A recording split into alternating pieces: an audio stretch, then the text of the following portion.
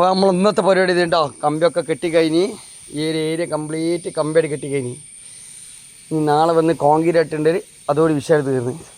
Okay, 16 കമ്പി ഇതിനിടയിലായിട്ട് ചാമ്പി കൊടുത്തിന്. ഇതാകുമ്പോൾ എന്താ ലേസർ ഇവിടെ ചുമരൊന്നും ഇല്ലാത്തതാണല്ലോ, പിന്നെ എത്രയൊക്കെ ഏരിയ ഉണ്ടല്ലോ. അപ്പോൾ 2-3 ഇടയ്ക്കിടയ്ക്ക് ഓരോ 16 കമ്പി ഇട്ടെടുത്തു. അപ്പോൾ ലേസർ ബലമായിട്ട് നല്ല പിടുത്തായിട്ടുണ്ടാവും, അതുകൊണ്ടാണ് 16 കമ്പി ഇട്ടിട്ട്.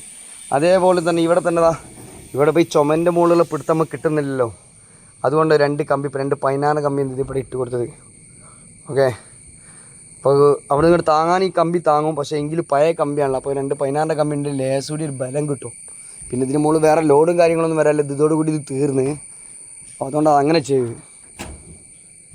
ഓക്കെ, ഈ ഏരിയ ഫുള്ള് കഴിഞ്ഞ് ഇവിടെ നമുക്കൊരു റൗണ്ട് വരാണ്ട്, ഈ ഒരു ഏരിയ റൗണ്ട് വരാനുള്ളതാണ്. ഈ വട്ടം വരച്ചിട്ട് കണ്ടോ, ഈ റൗണ്ടിൽ ഇവിടെ നല്ല റൗണ്ട് വരാനുള്ളതാണ് ഒരു ഒഴിവായിട്ട്.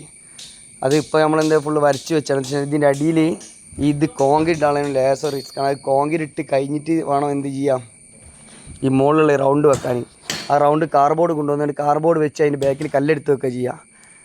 അപ്പോൾ അത് ഇന്ന് വെച്ചിട്ട് മഴ പെയ്തിൻ്റെ സാധനം നാശമായി പോകും. അത് കോൺക്രീറ്റ് ചെയ്യുന്ന സമയത്തേ പറ്റുള്ളൂ. അതുകൊണ്ടാണ് നമ്മളിത് ആ ഭാഗം ഒഴിവാക്കിയിട്ടത്.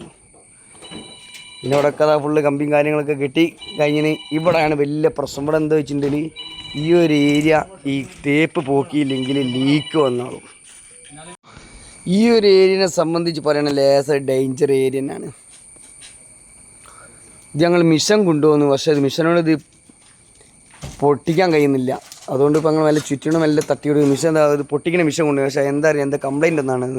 അതുകൊണ്ട് മെല്ലെ സൈഡാക്കി വെച്ച് മെല്ലതാ നമ്മളെ കട്ടർ മിഷൻ വെച്ച് മെല്ലെ ഇത് പോക്കാണ്. ഇതെന്താ പ്രശ്നം എന്ന് വെച്ചിട്ടുണ്ടെങ്കിൽ ഇത് ഈ തേപ്പ് പോക്കിയില്ലെങ്കിൽ അതിലെ ലീക്ക് ഇറങ്ങിക്കാണും. തേപ്പ് പോക്കിയാലും ചെറിയ ലീക്ക് വരും. പിന്നെ വാട്ടർ പ്രൂഫും കാര്യങ്ങൾ ചെയ്യേണ്ടി വരും.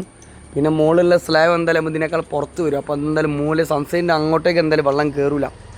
എന്തായാലും അവിടെ തേക്കുന്ന സമയത്ത് എന്തായാലും വാട്ടർ പ്രൂഫ് ചെയ്യേണ്ടി വരും. അതൊരു സേഫ്റ്റിയാണ്. അപ്പോൾ ആദ്യം എന്താണ് ആ ഫുള്ള് ഫുള്ള് പോക്കി റഫാക്കണം. അവിടെ റഫാക്കുമ്പോഴേ അവിടെ റെഡി ആവുള്ളൂ. അതേമാതിരി ഇതാ ഈ മൂല ലിൻഡലിൻ്റെ അവിടെ കമ്പി തുളച്ച് ആ പഴയ ലിൻഡലുണ്ട്, ആ ലിൻഡലിൻ്റെ അവിടേക്ക് ഡ്രില്ല് ചെയ്തിട്ട് ഒരു തുളയിട്ട് കമ്പി 1-2 പിടുത്തം കൊടുക്കണം. എന്നാൽ ആ ബിൽഡിങ്ങും ആ വീടും ഈ വീടുമായിട്ട് ചെറിയ ജോയിൻ്റ് ആയിട്ട് വരും. ഓക്കെ, അതേപോലെ തന്നെ അവിടെ ബീം കയറിക്കാൻ വേണ്ടി നമ്മൾ അവിടെ മൂലയുള്ള കല്ല് കംപ്ലീറ്റ് ആയിട്ട് ഒഴിവാക്കിയതാണ്. അപ്പോൾ ബീം അവിടെ കയറിക്കുള്ളൂ. അങ്ങനെയൊക്കെയാണ് ഇതിൻ്റെ കഥകൾ. ഓക്കെ, വീണ്ടും നമുക്ക് പുതിയ വീഡിയോ ആയിട്ട് വീണ്ടും കാണാം.